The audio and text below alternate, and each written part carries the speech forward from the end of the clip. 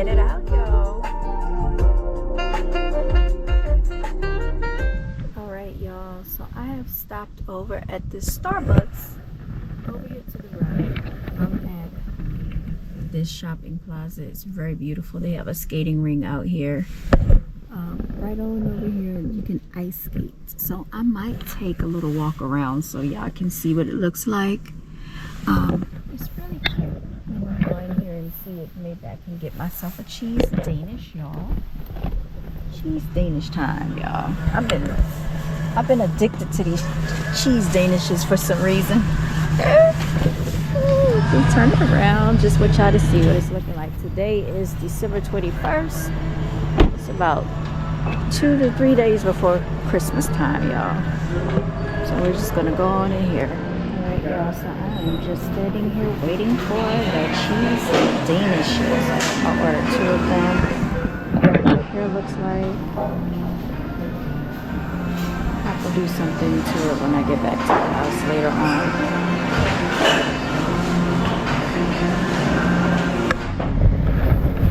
Alright, y'all, so I'm gonna turn the camera around so you can see. I'm gonna walk around here real quick. I got my Danishes, 2 of them.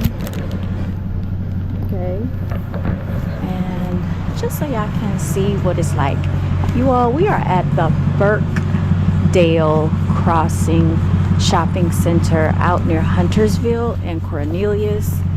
All right, just showing you what it's like out here walking on foot, just so you can get an understanding. They have Santa Claus back there. I don't know if you can see him, but Santa is out there. Okay. So again, you all, I don't really do a lot of videos out in this vicinity, but this is the Huntersville Cornelius area. We're at the Brown.Girls Shopping Center. All right, I just left Panera, got my Panera. I'm sorry, just left Starbucks, got my cheese Danishes. And like I showed you earlier, they have an ice skating ring, buttermilk pie shop. That looks interesting. They have an upstairs to these places. So there's your Santa dressed in a red devil suit over there, harassing the children. Let me stop. Okay, but if you believe in that, that is to each his own. Just walking through, there's Victoria's Secret, can never go wrong with them. All right, now I'm going to circle my way around, y'all. All right, they look really excited to be out there talking to the Santa Claus.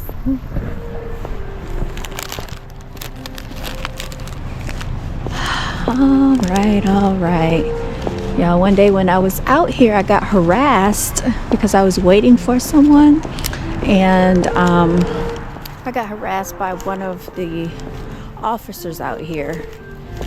He said that I was parked in front of a fire hydrant, and I was not parked. I had the vehicle running. I was in the vehicle, and I was stopped for about maybe a minute, not even a minute, it might have been like 45 seconds, waiting for someone to walk to the vehicle to get in.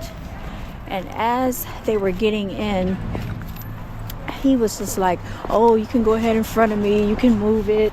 Oh, you want to ignore me? You want to ignore me? Then he came back where I was located and said, since I wanted to ignore him, which I wasn't ignoring him, I was trying to let him know that I was waiting for someone. Then he tried to tell me that I could go to a parking deck in the vicinity, which I had no knowledge of. With all that being said, he proceeded to come back, and he got in his patrol car. As I was leaving, he got in front of me and blocked me in, so I couldn't move. And I was parked, like, you see where these cars are? Parked like on this side, further up here. So he got in front of me, and then he proceeded to block me in so I couldn't move. Then he got back out of the patrol car, and I do have some of that documented on film. Asked for my driver's license, then asked for the registration. He was just being a complete jack ass. And I'm going to say it just like that. Sometimes you are racially profiled and there's nothing you can do about it. Whatever the case was, he ended up giving me my driver's license and registration back. And whatever he said, I just thought it was overkill. And he was still being real, trying to be nasty in his demeanor. And I told him, I said, I wasn't arguing. I said, I'm not arguing, because he tried to make it seem like I was being argumentative, and I was not. I was very calm, actually. And sometimes when you're calm, it's almost like that antagonizes people even more, because they're looking for a reason. Ooh, they're looking for an excuse to escalate a situation. So sometimes when you don't give people what they want, they get even more irritated and aggravated. But I had 2 cell phones. I had another cell phone, and I had push record on my cell phone. So I know he saw me when I pushed the record button. So I'm not sure if that had something to do with him not further trying to pursue the situation. But yeah, he was just really nasty. I should have gotten his name and badge number. And it's a lot of evil, demonic people out here in the world. And especially, and I hate to say this, when you are a melanated female and people see you out by yourself. I've experienced this with males. They really like to be confrontational. I've had a situation at Aldi's one time with the Hispanic male. I had a situation in my own neighborhood with a so-called male, just being very irate. Got in front of me so I couldn't go past him, got out the car and proceeded to yell before 8 a.m. in the morning. And I think people feel entitled to do this because, as a melanated female, we are the least protected, most disrespected, most neglected. And they know that. So that gives them a sense of, well, who's going to do anything about it? I'm well within my rights to disrespect you. But no, we're not standing for that. So if you are a melanated female and you can relate, please feel free to comment under this video. I would like to hear some of your encounters in this world. And I got other stories. I was on the interstate one day, and I'm going down the interstate, and the guy, his lane was running out, so he tried to bogart in front of me like it was basically necessary for me to just allow him to bogart in front of me. And because I kept going, he had got an attitude, being irate, honking his horn, called me the B word, y'all. All of this takes place with so-called males, okay? And of course he was Caucasian.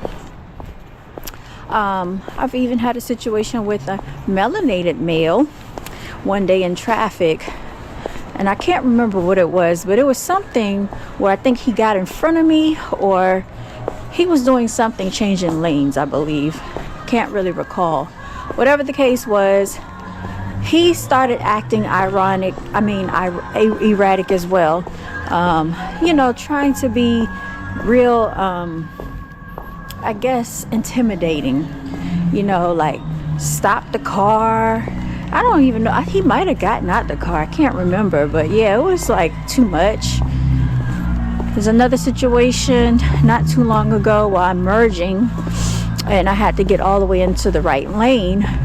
So there was a car in the right lane beside me, and I had my blinker on to let them know I need to get over. Now, I wasn't going to bogart in front of them because that would have put my life in jeopardy as well as my passenger's life in jeopardy. So I have better sense than that. So as I get on in the lane, they roll the window down, and these were a melanated pair of people. Roll the window down, and the female says, "Are you okay?" So I'm looking at her like, what is her problem?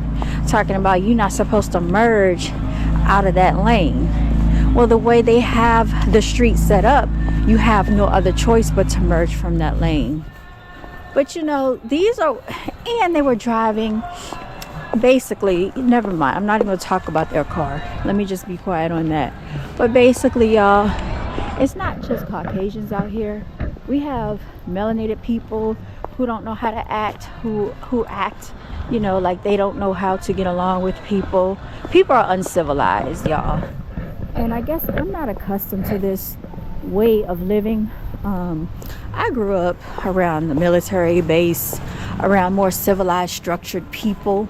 And that's another thing too. If you want to comment down below, let me know if you have experienced this with a lot of civilians out here. They are just unstructured, uncouth, uncivilized, don't know how to live, act like savages. Even when I work with the children in schools, there are behavior issues. They're just intolerance for learning is at an all-time high. And what I'm finding is that a lot of the parents out here are not parenting their children at all whatsoever. And you can tell because when they get into class, they think it's playtime. They think it's daycare time. And so basically, they think that the teachers are there to babysit. So we don't have parenting going on. We just have people having intimacy and producing offspring as a result of that intimacy taking place. And that's all that's going on out here. Nobody plans to have families. They are just doing whatever. And this is why we get treated how we get treated sometimes, because people get stereotyped and put into a category when everybody is not the same. I can surely attest to that, okay?